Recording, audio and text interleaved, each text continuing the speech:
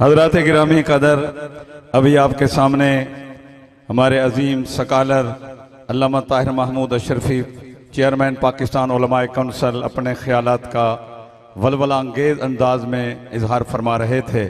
ہم شکر گزار ہیں کہ وہ اپنی گوناگوں مصروفیات کے باوجود بھی اس کانفرنس میں تشریف لاتے ہیں اور اس کانفرنس کو رونق بخشتے ہیں۔ اللہ تعالیٰ ان کو جزائے خیر عطا فرمائے۔ حقیقت کے اندر جو انہوں نے جن باتوں کا اظہار کیا ہے وہ حقیقت پر مبنی ہے۔ حکومت کو ہمارے ان مطالبات پر درد دل کے ساتھ، ٹھنڈے دل کے ساتھ ہمارے مطالبات کو ماننا پڑے گا۔ ہم ان کی ان تمام قراردادوں کی بھرپور تائید کرتے ہیں۔ میں شکر گزار ہوں کہ آج ہمارے اس بابرکت پروگرام کے اندر ہمارے جامعہ خالد بن ولید کے محتمم شیخ الحدیث حضرت مولانا ظفر احمد قاسم صاحب دامت برکاتہم العالیہ پیرانہ سالی کے باوجود بھی تشریف لائے ہیں۔ ہمارے لیے بڑے اعزاز کی بات ہے، ہمارے یہ اکابرین کی نشانی ہے۔ اللہ تعالیٰ ان کو اپنی شایان شان جزائے خیر عطا فرمائے۔ اسی طرح ہماری جماعت کے امیر پاکستان انٹرنیشنل ختم نبوت مومنٹ کے جو جانشین سفیر ختم نبوت ہیں حضرت مولانا محمد الیاس جنیوٹی دامت برکاتہم بھی تشریف لائے ہیں، خوش آمدید کہتے ہیں۔ اب میں دعوت دوں گا جمعیت علماء اسلام کے پاکستان کے سیکرٹری جنرل جناب مولانا عبدالرؤف فاروقی صاحب کو، وہ تشریف لائیں اور اپنے خیالات کا اظہار فرمائیں۔ حضرت مولانا عبدالرؤف فاروقی صاحب، آپ ذرا ٹھنڈے تو نہیں ہو گئے؟ جج اشرفی صاحب نے تو ماشاءاللہ آپ کو خوب گرمایا ہے، اب تو ماشاءاللہ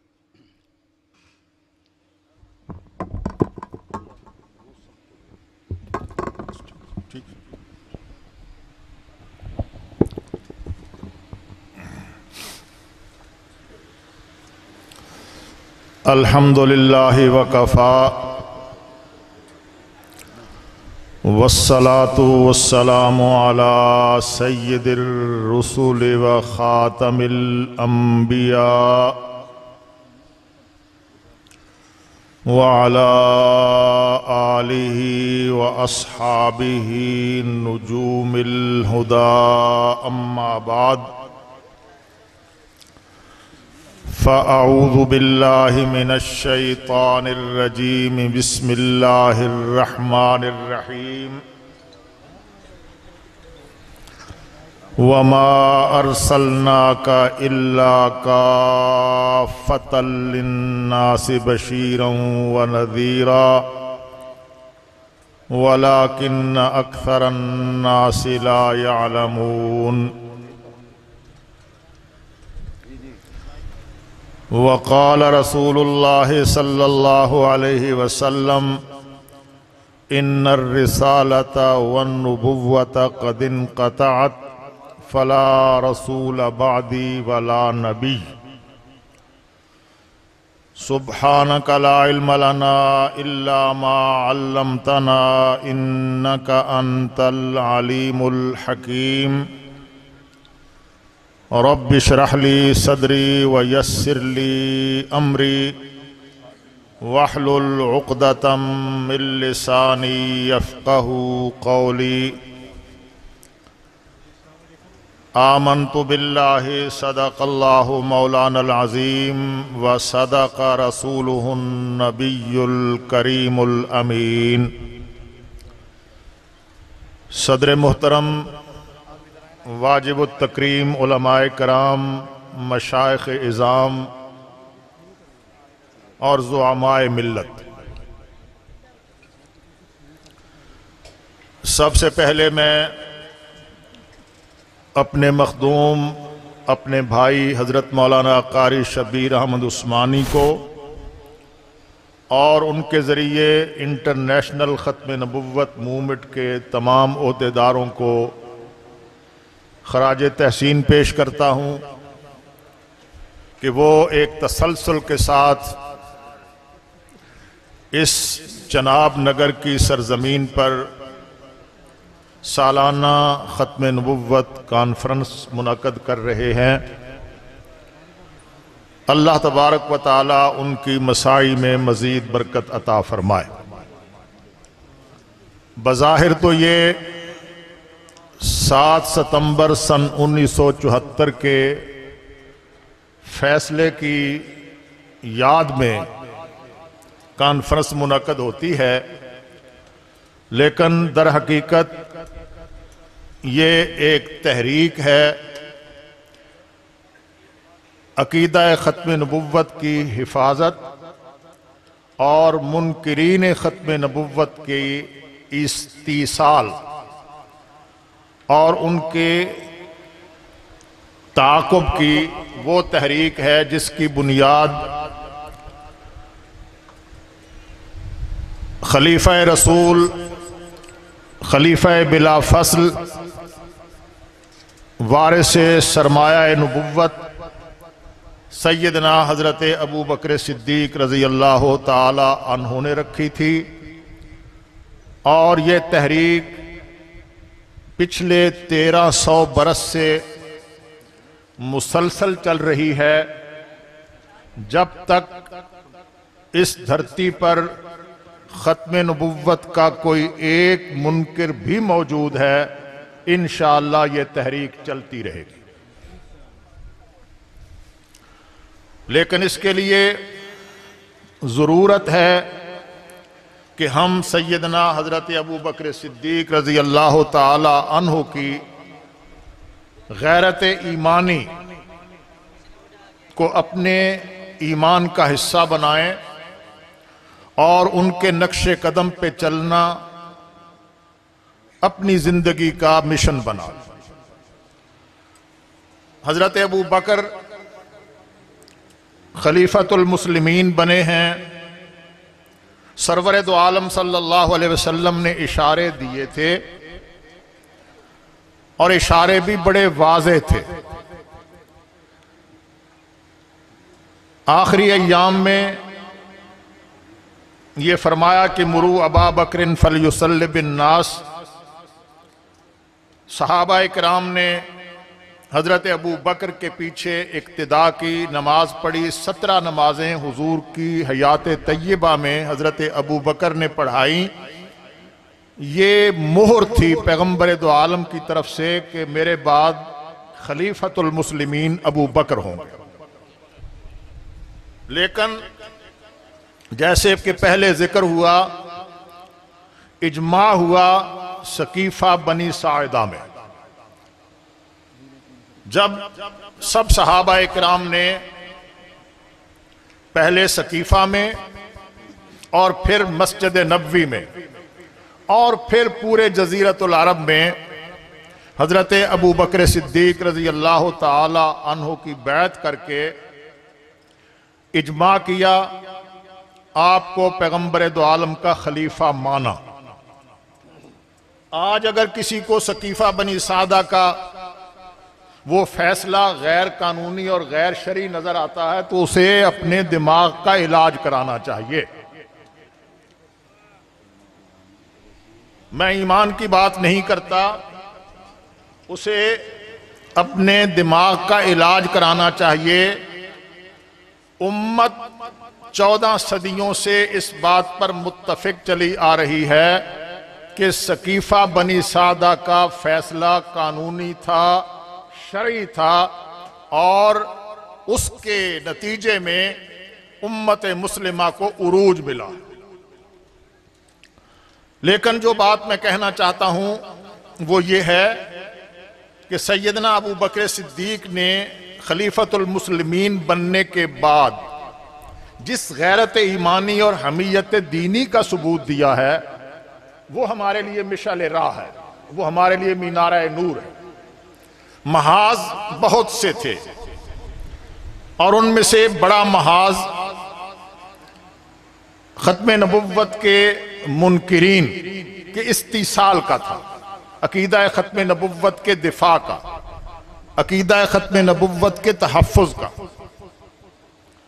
لیکن اس کے لیے جو روب پیدا ہوا ہے، جو دبدبہ پیدا ہوا ہے، جو کفر کی ٹانگیں کانپی ہیں، وہ بظاہر تو یہ تھا کہ مانعین زکوٰۃ کے بارے میں جب شورا ہوئی تو حضرت ابو بکر صدیق رضی اللہ تعالی عنہ نے یہ کہا کہ واللہ لأقاتلن من فرق بین الصلاۃ والزکاۃ، اللہ کی قسم میں قتال کروں گا ان سے جو نماز اور زکوٰۃ میں فرق کرتے ہیں۔ بہت سی آراء آئیں اور ان میں سے میں بہت اختصار کے ساتھ، حضرت عبداللہ ابن مسعود کی ایک رائے تھی رضی اللہ تعالیٰ عنہ، لیکن اس رائے کا اظہار پوری طرح وضاحت کے ساتھ سیدنا عمر بن الخطاب رضی اللہ تعالیٰ عنہ نے کیا، اور رائے یہ تھی کہ مانعین زکوٰۃ کے خلاف بھی محاذ کھول لیں گے، جنگ لڑ لیں گے، یہ نہیں کہ ہم نہیں لڑیں گے، لیکن یہ ہے کہ تألف الناس وارفق بہم، الفاظ یہی ہے۔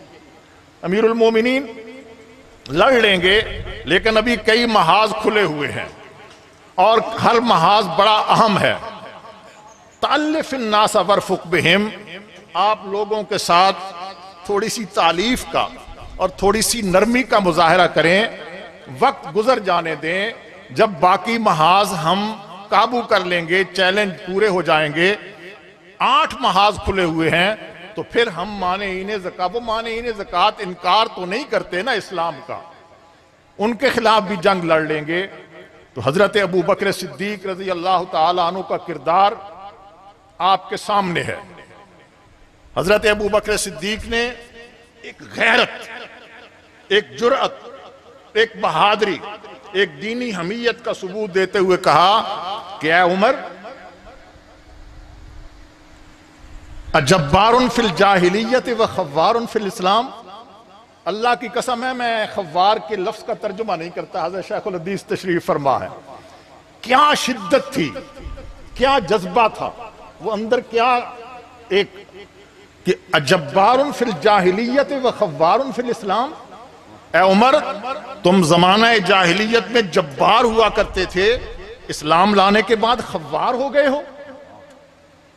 سنو، انہو قد انقطع الوحی و تم الدین اینقص وانا حی، وحی کا سلسلہ منقطع ہو گیا، دین پورا ہو گیا۔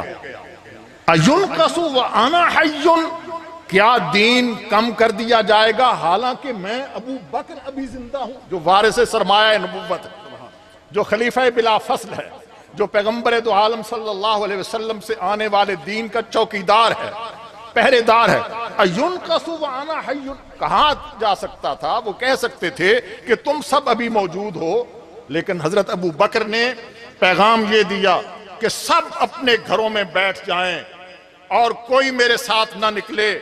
ابو بکر کے جسم میں جب تک جان ہے، خون گردش کر رہا ہے، جب تک سانسوں کی آمد و رفت جاری ہے، میں سینہ تان کے اکیلا باہر نکلوں گا، ینقص وانا حی، اور میں آخری دم تک پیغمبر دو عالم کے دین کا پہرا دوں گا، جب تک میں زندہ ہوں اللہ کے دین میں کوئی کمی نہیں ہو سکتی۔ یہ ابو بکر رضی اللہ تعالیٰ عنہ۔ اور وہ جملہ بھی آپ کو معلوم ہونا چاہیے کہ کہا گیا کہ کئی محاذوں پر افواج چلی گئی ہیں، جنگ یمامہ کے لیے چلے گئے، اب اگر ایک اور محاذ پر ہم سب نکل جائیں گے تو مدینہ مردوں سے خالی ہو جائے گا۔ استاد العلماء ہیں حضرت مولانا محمد طیب صاحب، مدینہ خالی ہو جائے گا، یہاں مقدس خواتین ہیں، امہات المومنین ہیں، صحابیات ہیں، ان کا تحفظ کون کرے گا؟ تو جملہ کہا، یہ بات لکھ لیں، نوٹ فرما لیں، فرمایا مجھے اس بات سے کوئی غرض نہیں کہ جنگلوں سے بھیڑیے اور درندے مدینہ میں داخل ہو کر یہاں کی عزت مآب خواتین کو ان کے ٹخنوں سے پکڑ کر مدینہ کی گلیوں میں گھسیٹتے پھریں، میں ابو بکر یہ تو برداشت کر سکتا ہوں، لیکن اللہ کے دین میں کمی برداشت نہیں کر سکتا۔ آج 52 گز کی زبانیں نکال کر تم حضرت ابو بکر کے خلاف، تم حضرت، ہمیں معلوم ہے، میں کسی تفصیل میں نہیں جانا چاہتا، گفتگو پہلے ہو چکی ہے، ہمیں معلوم ہے کہ حضرت عمر سے تمہیں تکلیف کیا ہے، بشکست عمر پشت حزبران اجمرہ، برباد فناداد رگوشیشہ جمرہ، یہ ہم نے نہیں کہا، یہ تاریخ ادبیات ایران میں ڈاکٹر براؤن نے ربائی لکھی ہے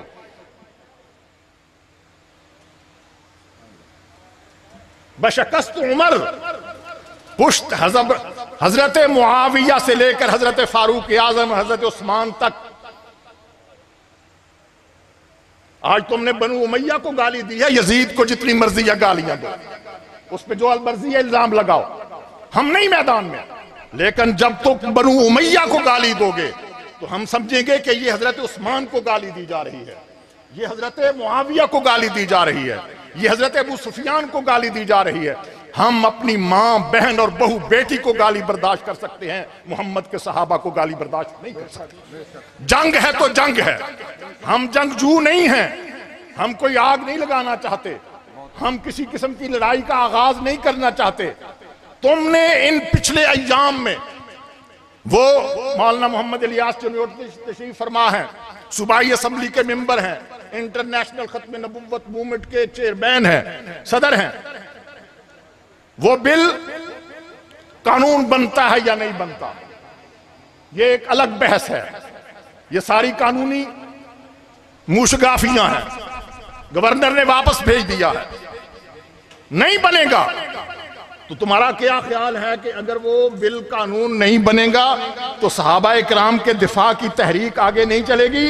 हम सीना तान के खड़े हैं, हम अपने बेटों को, अपने पोतों को पैगंबर दो आलम के सहाबा के नामूस और अहले बैत के नामूस के दिफा के लिए अपने पीछे लाइनें बनाकर चले जाएंगे।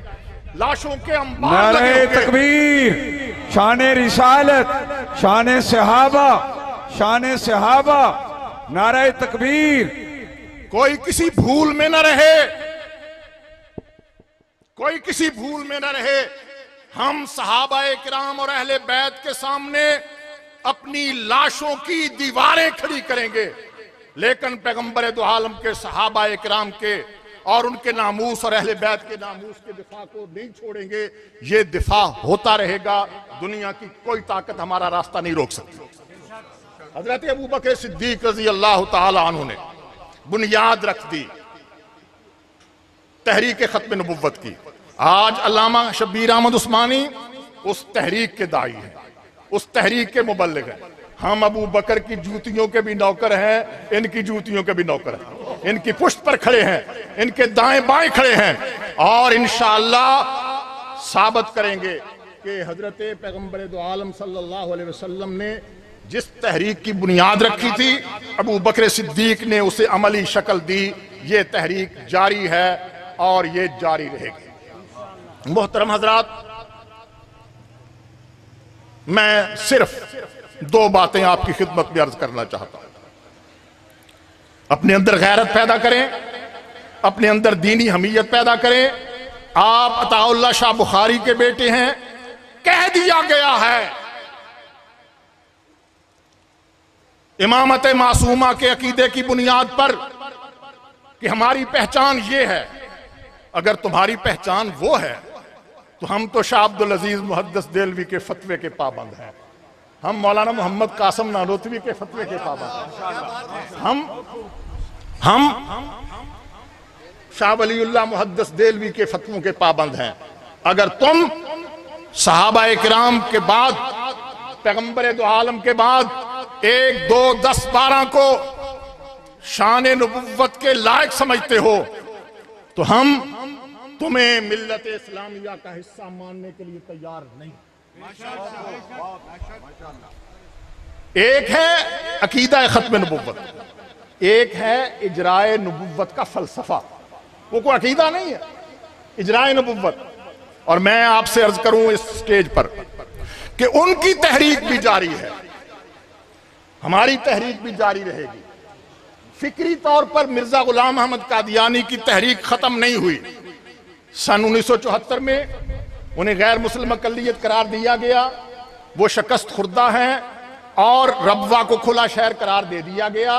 वो यहां से भाग कर चले गए हैं, भाग कर चले जाएंगे। लेकिन एक बात जो हजरत मौलाना कारी मोहम्मद तैयब साहब की मौजूदगी में, उस्ताजुल हदीस की मौजूदगी में ये कहना चाहता हूं कि मिर्जा गुलाम अहमद कादियानी का दावा सिर्फ नबुव्वत का नहीं था, उसने हयात मसीह का इनकार किया है, उसने महदी होने का ऐलान किया है, उसने मसीह मऊद होने का ऐलान किया है, اس نے خاتم النبیین کے الفاظ میں دجل و فریب کیا ہے، اور اس کی یہ فکری تحریک اب بھی موجود ہے۔ کتنے لوگ ہیں جو آپ کے ٹی وی چینلوں پر بیٹھے ہوئے پیغمبر دو عالم صلی اللہ علیہ وسلم کی ختم نبوت کا انکار کرے۔ غامدی ان کا سربراہ ہے۔ غلام محمد پرویز ایک فکر دے کے گیا، اور یہ فکر غلام محمد پرویز کی ذاتی نہیں تھی، یہ مرزا غلام احمد قادیانی کی فکر تھی۔ تو پھر ہمیں آج یہ کہنا ہوگا کہ جب تک غلام احمد قادیانی کی فکر چل رہی ہے، اس کی تحریک موجود ہے، حضرت ابو بکر صدیق کی فکر بھی چلتی رہے گی، حضرت ابو بکر کی تحریک بھی جاری و ساری رہے گی۔ اور 4-5 مسائل جن پر صحابہ اکرام کو گالی دی گئی، یہ محرم گزر گیا، آئندہ بھی زمانہ گزرتا رہے گا۔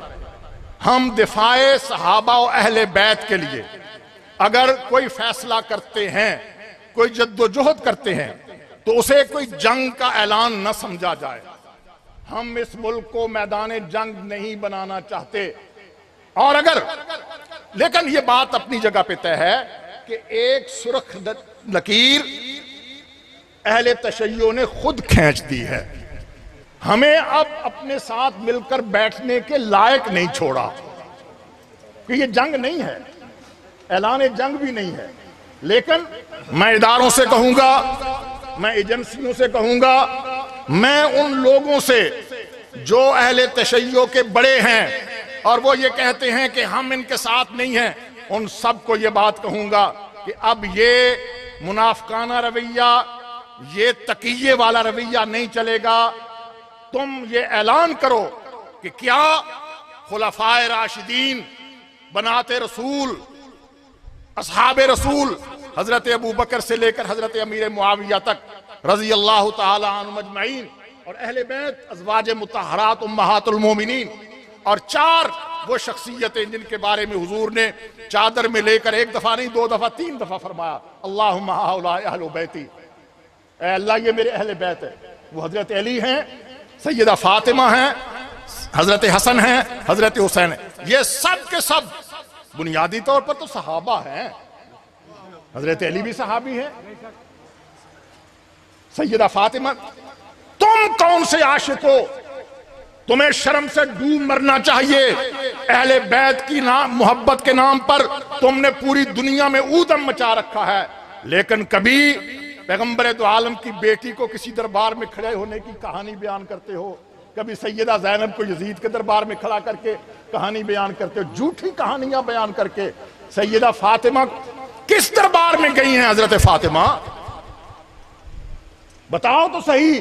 باغ فدق کے مطالبے کی جو بات تم کرتے ہو، حضرت فاطمہ کس دربار میں؟ وہ دربار تھا حضرت ابو بکر صدیق کے پاس جانا کوئی دربار، یعنی لفظوں کے چناؤ سے ایک ایسی کہانی اور ایک ایسی جذباتی کیفیت بنائی جاتی۔ اور یہ اب خطبہ چل رہا ہے، حضرت زینب جو حضرت حسین کی شریکت الحسین، حضرت زینب یزید کے دربار میں خطبہ۔ یہ جھوٹی کہانیاں بند کرو۔ اب اہل سنت جھوٹ سننے کے لیے تیار نہیں ہیں۔ پیغمبر دو عالم کی بیٹیاں 4 ہیں، چاروں حقیقی ہیں۔ تم 3 کو بیٹی نہیں مانتے، یہ تمہاری اپنی بات ہے، لیکن اگر تم برسر منبر، برسر محراب، برسر میدان پیغمبر دو عالم کی بیٹیوں کا باپ کسی اور کو بناؤ گے، یہ میرا جملہ سنیں علماء کرام کہ سنو، اگر تم پیغمبر دو عالم کی 3 بیٹیوں کا باپ کسی اور کو بناؤ گے، یہ گالی ہے محمد رسول اللہ کے لیے۔ شرم کرو۔ ہم تمہیں پیغمبر دو عالم کی حقیقی بیٹیوں کا باپ کسی اور کو نہیں بنانے دیں گے۔ محمد کی بیٹیاں محمد کی ہی بیٹیاں ہیں صلی اللہ علیہ وسلم۔ اسی طرح حضرت عثمان ذو النورین رضی اللہ تعالیٰ عنہ پہ جو تم نے سب و شتم کیا، حضرت معاویہ، کیا ہے تکلیف؟ وہ جو میں نے پہلے کہا کہ بشکست عمر پشت حزبران اجمرہ، برباد فناداد رگو ریشہ جمرہ، این اربدہ بر غصب خلافت زی علی نیست۔ با آل عمر کی نا قدیم استا جمرہ، وہ ہم جانتے ہیں۔ حضرت عثمان نے اور حضرت فاروق اعظم نے، فاروق اعظم کے زمانے میں کیسر مارا گیا، کسرا مارا گیا، شام فتح ہوا، ایران فتح ہوا، افریقہ فتح ہوا، اور پھر حضرت عثمان ذوالنورین رضی اللہ تعالیٰ عنہ کے دور میں اسلام کا پرچم پوری دنیا میں پھیلا۔ اور ہم جانتے ہیں کہ حضرت عثمان کے قاتل کون تھے، حضرت عثمان کے قاتل وہ کس طرح پناہ لیتے رہے، کس طرح شیطانیاں اور بدماشیاں کرتے رہے۔ تم کوئی مسئلہ چھیڑو، علماء کی جماعت موجود ہے، ہم مسئلہ ہے تو مسئلہ سمجھانے کے لیے تیار ہیں، لیکن اگر تمہاری سمجھ میں نہیں آتا تو گالی سننے کے لیے تیار نہیں ہے۔ حضرت امیر معاویہ کا قصور یہ ہے کہ انہوں نے اپنے دور خلافت میں چن کر ڈھونڈ کر قاتلین عثمان کو کیفر کردار تک پہنچایا۔ یہ جرم ہے حضرت معاویہ کو گالی دینے کی۔ میں عمر بن سعد کی بات نہیں کرتا، سعد ابن ابی وقاص کی بات کرتا ہوں۔ تم نے حضرت سعد ابن ابی وقاص کو گالی دینے کے لیے عمر بن سعد کو ملوث قرار دیا۔ تم نے کیا کچھ نہیں کیا، لیکن میں یہ کہتا ہوں، میں سمجھتا ہوں ہمیں مسئلے کی نوعیت کا علم ہے کہ انہوں نے قاتلین عثمان کو چن کر مارا، کیفر کردار تک پہنچایا، انہیں سزا تک دی، اور آج تک تم اپنے باپ دادا کی اس سزا کو اور برے انجام کو بھول نہیں سکے۔ ہم بھی کہتے ہیں کہ اپنے بڑوں کے زخم کوئی نہیں بھولتا، تم بھی نہ بھولو اپنے بڑوں کی عظمت، ہم بھی نہیں بھلائیں گے۔ ہمارا مقابلہ پیغمبر دو عالم کے صحابہ کے دفاع اور پیغمبر دو عالم کے صحابہ پہ حملہ آور ہونے والوں کا ہے۔ ہم دفاع کی لکیر پہ کھڑے ہیں، تم حملہ آور ہونے کی لکیر پہ کھڑے ہو۔ یہ لکیر نہیں مٹ سکتی، نہیں مٹ سکتی، نہیں مٹ سکتی جب تک تم صحابہ اکرام کی عظمت کا ان کے نام لے لے کر اقرار نہیں کرتے، اور جنہوں نے ان پر گالیاں دی ہیں، بس زبانی کی ہے، صرف تقیے کے طور پر، منافقت کے طور پر، الجھاؤ کے طور پر، اور عجیب و غریب طریقے سے ان سے برات کا نہیں، کھل کر کہو، نصیری ہو، اثنا عشری ہو، نصیری ہو۔ ایک شیعہ نے کہا ہے کہ یہ نصیری ہیں جو مشرکانہ عقائد علی اللہ علی اللہ علیہ کے نعرے لگ رہے ہیں، الوہیت علی کا فلسفہ بیان کیا گیا ہے، اس نے کہا یہ نصیری ہیں۔ تم بتاؤ تم کیا ہو؟ اور جس مجمع کے سامنے یہ نعرے لگتے ہیں وہ نصیریوں کا مجمع ہے یا اثنا عشریوں کا مجمع ہے؟ یہ بات کھل کر ہوگی، جب تک یہ بات کھل کر نہیں ہوتی اس وقت تک تمہارے اور ہمارے درمیان آمنے سامنے اور ساتھ ساتھ بیٹھنے کی کوئی گنجائش تم نے نہیں چھوڑی۔ ہم نے تمہارے لیے راستہ نکالا تھا اور قومی دھارے میں تمہیں شامل کیا تھا، تم اس قومی دھارے سے اسی طرح نکلے ہو جس طرح مرزا غلام احمد قادیانی کی ذریت قومی دھارے سے نکلی تھی۔ تو پھر نکلے ہو تو چلو، نکلے ہو تو پھر کھڑے رہو، وہیں کھڑے رہو جہاں تم نے اپنے آپ کو کھڑا کیا ہے۔ تو یہ بات یاد رکھے کہ جو اس جگہ کھڑے ہیں ان کے ساتھ نہ سمجھوتا ہو سکتا ہے، نہ ان کے ساتھ بیٹھا جا سکتا ہے۔ صحابہ کا دفاع مقدم ہے، ابو بکر کا دفاع مقدم ہے، جس طرح عقیدہ ختم نبوت کا دفاع کیا ہے، پیغمبر دو عالم کے صحابہ اور اہل بیت کی عزت اور ناموس کا دفاع بھی کریں گے، جانوں پر کھیل کے کریں گے، سینوں پہ گولیاں کھا کے کریں گے، سر پہ کفن باندھ کے کریں گے، جب تک ایک سانس بھی چل رہا ہے۔ ابو بکر کے لفظوں میں اعلان کرتے ہیں کہ جب تک بھی اہل سنت کا ایک آدمی بھی موجود ہے وہ یہی کہے گا کہ انہو قد انقطع الوحی وتم الدین اینقص وانا حی، ہم زندہ ہیں اور دین میں کوئی ہیرا پھیری نہیں۔ پھر حضرت علامہ شبیر احمد عثمانی کو خراج تحسین پیش کرتا ہوں۔